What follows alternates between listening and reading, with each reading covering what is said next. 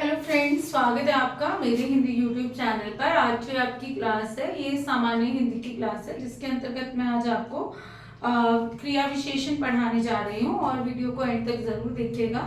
क्रिया विशेषण या हर टॉपिक उतना ही ज़रूरी है कि जितना हमें एग्जामिनेशन हॉल में बैठ के ये ना याद दिलाए कि काश ये भी पढ़ लेते, काश इसके बारे में भी पता होता है ना। तो इससे अच्छा हम हर चीज़ें पढ़ ले, है ना, हर चीज़ को पढ़ ले। ठीक है, तो क्लास आरंभ करते हैं। सबसे पहले जो है सामान्य हिंदी, और सामान्य हिंदी के अंतर्गत क्या पढ़ रहे हैं हम? क्रिया विशेषण। क्रिया विशेषण किसका भेद है? क्रिया विशेषण अव्यय या अविकारी का भेद है। ठीक है, अब अव्यय और अविकारी को जान लेना बहुत जरूरी है। पहले क्लास ऊपर ऊपर से पढ़ाने का मन नहीं करता कि बेस ना पता हो, ठीक है, तो इसलिए जो है थोड़ा सा जो है इसके बारे में जान लेना जरूरी है। अव्यय शब्द का अर्थ है अजमा व्यय, यानी कि जिसका व्यय ना हो। व्यय ना हो मतलब जिस पर कोई खर्चा ना हो, जिस पर कोई असर ना हो, जिस पर कोई प्रभाव ना हो। ठीक है, दूसरा क्या है? अविकारी शब्द, अ जमा विकार जमा ई से मिलकर बना है। आ जो है एक उपसर्ग है जिसका अर्थ होता है बिना या नहीं। ठीक, यहाँ पर विकार का क्या अर्थ है? परिवर्तन या बदलाव, यानी कि जिन शब्दों में बदलाव ना हो, जिन शब्दों में बदलाव ना हो। अच्छा, जो है कैसे बदलाव होता है ये भी जान लेते हैं, इसको ध्यान से देखिएगा। ठीक, मैंने एक वाक्य लिखा, भूखा बच्चा धीरे धीरे जा रहा है। यहाँ से आपके 3 से 4 प्रश्न जो है आपके निकल के आएंगे, ध्यान दीजिएगा। मैंने कहा इस वाक्य का लिंग बदल दो, तो आप लिखेंगे भूखी बच्ची धीरे धीरे जा रही है। ठीक, मैंने बोला वचन बदल दो, तो क्या बन जाएगा? भूखे बच्चे धीरे धीरे जा रहे हैं। काल बदल दो, मैंने इसमें लिख दिया भूखे बच्चे धीरे धीरे जा रहे थे। ठीक है, अब वाक्य के हिस्सों की बात करूं तो भूखा एक विशेषण शब्द है, भूखी भी, भूखे भी। ठीक है, बच्चा क्या है? एक संज्ञा या विशेषण का विशेष्य है। जा रहा है क्या है? क्रिया है। ठीक है, जा रहा है क्या है? क्रिया। जब मैंने लिंग बदला तो क्या होगा? भूखा विशेषण शब्द किस में बदल गया? भूखी में। संज्ञा शब्द किस में बदल गया? बच्ची में। ठीक है, और जा रहा है से क्या हो गई? जा रही। जब मैंने वचन बदला, भूखा किस में बदल गया? भूखे में, बच्चा बच्चे में, और जा रहे हैं हो गया क्रिया काल। काल बदला तो यहाँ पर कोई असर नहीं हुआ, लेकिन हमारी क्रिया बदल गई। तो हमें क्या पता चलता है? यहाँ पर एक शब्द जो है बदल नहीं रहा, वो क्या है? धीरे धीरे। इसी को अब आगे अगर मैं ऐसे लगा दूं, आज भूखा बच्चा धीरे धीरे जा रहा है। आज भूखी बच्ची धीरे धीरे जा रही है। आज भूखे बच्चे धीरे धीरे जा रहे हैं। ठीक है, आज भूखे बच्चे धीरे धीरे जा रहे थे। तब आज भी जो है लिंग वचन कारण के कारण बदल नहीं रहा। ठीक है, तो क्या हो रहा है? जिन शब्दों में लिंग वचन व काल, वैसे कारक भी होता है, लिंग वचन काल व कारक के कारण परिवर्तन ना हो, वो क्या कहलाते हैं? वो अविकारी शब्द कहलाते हैं। परिवर्तन ना हो वो क्या कहलाते हैं? अविकारी या अव्यय, यानी कि इनका नाम ही वही है। ठीक, क्या है? कि अव्यय, जिनमें व्यय ना हो या जिनमें विकार ना आए। ठीक है, जिनमें विकार ना आए। तो लिंग के कारण आता है विकार, वचन के कारण आता है, और काल के कारण आता है। अब किन किन में विकार आ रहा है लिंग वचन काल के कारण? देखो, संज्ञा में आ रहा है विकार, ठीक है, विशेषण में भी आ रहा है, और क्रिया में भी आ रहा है। अगर यहाँ पर मैं सर्वनाम लगा दूं, आज वह धीरे धीरे जा रहा है, आज वह धीरे धीरे जा रही है, आज वे धीरे धीरे जा रहे थे, बच्चे का वे हो जाएगा, और जो है यहाँ पर भी हमारा वे धीरे धीरे, तो संज्ञा विशेषण सर्वनाम इनमें परिवर्तन आता है सब में, तो ये क्या कहलाते हैं, विकारी शब्द। ये पूछा जाता है कौन सा विकारी शब्द संज्ञा के स्थान पर प्रयुक्त होता है। हमने तो ये परिभाषा सीखी है कि संज्ञा के स्थान पर प्रयुक्त होने वाले शब्द क्या कहलाते हैं, सर्वनाम। एसएसबी का प्रश्न है जो मैं बोल रही हूँ कि कौन सा विकारी शब्द संज्ञा के स्थान पर प्रयुक्त होता है। अब उन्होंने इसको क्या बोल दिया, विकारी शब्द बोल दिया। तो ये चारों ही विकारी हैं, संज्ञा, सर्वनाम, विशेषण और क्रिया, तो ये सब विकारी हैं, ये इसके स्थान पर प्रयुक्त होता है। अविकारी शब्द कौन से हैं? अविकारी शब्दों के वैसे 5 भेद है, उसमें से आज हम एक पढ़ रहे हैं, पहला पढ़ रहे हैं, वो क्या है, क्रिया विशेषण। ठीक है, 5 भेद वैसे नाम लिखवा देती हूँ, पढ़ेंगे अगली क्लास में। संबंध बोधक, समुच्चय बोधक, इसमें आदि बोधक और निपात। नाम थोड़े राक्षसों जैसे लगते हैं कई बार लेकिन है इंग्लिश व्याकरण के जैसे, तो डोंट वरी कि आपको आएंगे नहीं, बहुत अच्छे से आएंगे। ठीक है, तो सबसे पहली बात कर लेते हैं आप, जो हम आज पढ़ने शुरू कर रहे हैं वो क्या है, क्रिया विशेषण। ठीक है, एक मिनट, टेस्ट यहाँ है क्या, इसको रब कर देती हूँ।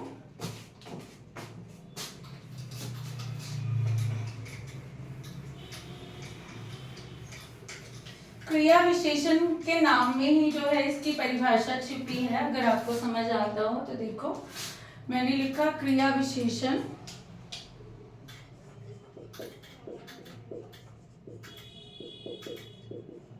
तो क्रिया की विशेषता बताने वाले, क्रिया की विशेषता बताने वाले शब्द क्या कहलाते हैं, क्रिया विशेषण।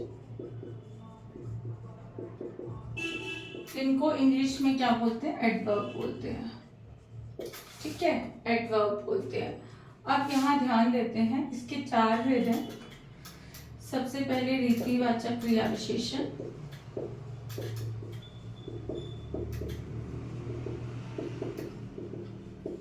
उसके बाद कालवाचक, स्थानवाचक और इसके बाद है चौथा परिमाणवाचक। ठीक है, रीतिवाचक, कालवाचक, स्थानवाचक और परिमाणवाचक। अब रीतिवाचक क्या है, रीति का अर्थ होता है तरीका, ढंग। ठीक है, जो शब्द क्रिया के होने का तरीका बताएं कि क्रिया कैसे हो रही है, वो क्या कहलाएंगे, रीतिवाचक क्रिया विशेषण। ठीक है, क्रिया के होने का तरीका बताएं या ढंग बताएं, क्रिया के होने का ढंग बताएं, क्रिया के होने का समय बताएं, क्रिया के होने का स्थान बताएं, क्रिया के होने की मात्रा बताएं। यहाँ पर संज्ञा सर्वनाम की मात्रा नहीं पूछा, यहाँ किसकी मात्रा बता रही हूँ मैं, क्रिया की, कि क्या कहलाते हैं हमारे क्रिया विशेषण। अब ढंग के लिए प्रश्न कैसे करेंगे, जब रीति बताएंगे हम, क्रिया के साथ प्रश्न लगाए कैसे, क्रिया कैसे हो रही है, तो हमें पता चलेगा या नहीं चलेगा कि क्रिया को करने का तरीका क्या है। तुमने यह काम कैसे किया, मैंने बोला, तो कैसे करते हैं काम। अगर कोई ये प्रश्न पूछता है तो हमें तरीका पता चलता है उसके काम करने का। कब किया तो हमें काल पता चलता है, कहाँ किया तो स्थान पता चलता है, कितना किया तो क्या लगता है, मात्रा पता चलती है। तो ये 4 प्रश्न हमें किसके साथ लगाने, क्रिया के साथ लगाने, किसी और के साथ नहीं लगाना, क्योंकि हमें क्रिया विशेषण को ढूंढना है। तो ये प्रश्न हमारे क्रिया के साथ ही लगने चाहिए। जैसे मैं प्रतिदिन विद्यालय जाता हूँ। ठीक है, कब जाता हूँ, प्रतिदिन जाता हूँ, ये इसी का उत्तर देगा, प्रतिदिन जाता हूँ। वह जल्दी जल्दी काम पूरा करता है। कैसे काम पूरा करता है? जल्दी जल्दी। कब करता है का तो उत्तर नहीं है जल्दी जल्दी। कैसे काम करता है? जल्दी जल्दी। उसने पर्याप्त खा लिया। कितना खा लिया? पर्याप्त, यानी कि जितना जरूरत थी उतना खा लिया। तो ये मात्रा को बता रहा है। मुझे तुम इधर उधर मत घूमो। कहाँ मत घूमो? इधर उधर। तो क्रिया की विशेषता बताने वाले शब्द प्रॉपर नाउन नहीं हो सकते हैं, ठीक है। व्यक्तिवाचक संज्ञा नहीं हो सकती। बच्चे कंफ्यूज हो जाते हैं। व्यक्तिवाचक संज्ञाएं यहाँ पर नहीं आएंगी। यहाँ पर मैं लिखूं तुम दिल्ली मत घूमो। कहाँ मत घूमो? दिल्ली। क्रिया के साथ प्रश्न लगा रही कि कहाँ मत घूमो? दिल्ली। लेकिन दिल्ली तो हमें पहले ही सिखाया गया संज्ञा शब्द है, तो यहाँ पर व्यक्तिवाचक संज्ञाएं नहीं आएंगी, हमें ध्यान रखना है, ठीक है। दिल्ली अपने आप में संज्ञा है। हमें तो क्या ढूंढने? क्रिया की विशेषता बताने वाले शब्द ढूंढने। ये हमें ध्यान रखना है कि कोई भी व्यक्तिवाचक संज्ञा यहाँ पर नहीं आएगी, ठीक है। इसको मिटा देते हैं एक बार। आगे देखते हैं उदाहरण।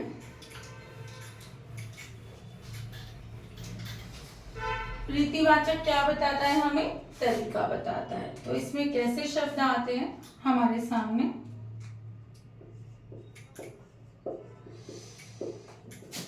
अचानक, सहसा, धीरे धीरे, जल्दी जल्दी। ये धीरे धीरे तो बहुत बार आया है, ठीक है। तेज, हाथों हाथ। एक मिनट।